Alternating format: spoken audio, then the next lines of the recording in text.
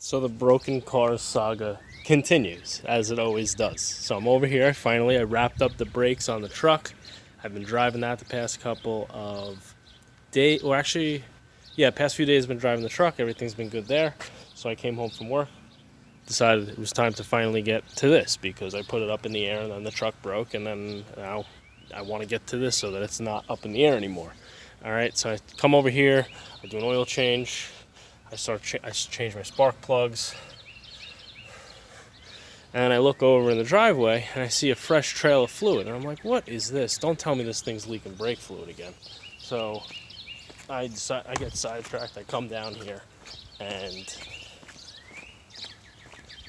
I see this, and I look up at the truck, and just everything is soaked.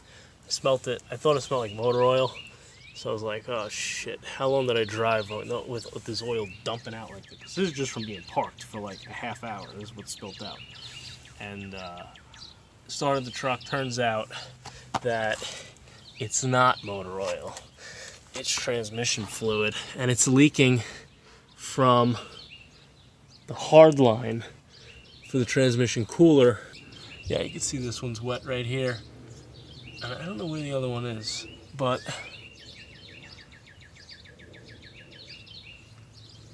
it's spitting.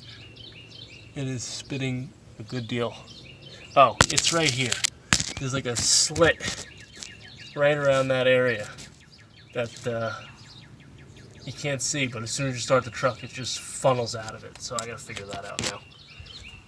But, yay! Alright, so the truck is fixed. I should have showed some of it, but I just wanted to get it done. So what I did is that section of the hard line that had that hole in it, I cut that out with a little tubing cutter, replaced it with some transmission fluid oil hose, used the flaring tool to just make a barb on each end to create a seal, filled it back up with transmission fluid. It seems as though I only lost about a quart and a half based on what I put back in it. But now that I did that, I didn't do like a filter or complete drain at the time because I just wanted to make sure that this was going to actually fix my problem and I wasn't going to still have leaks, and there weren't any other issues along the line that I didn't see that were leaking. It seems like it's pretty good.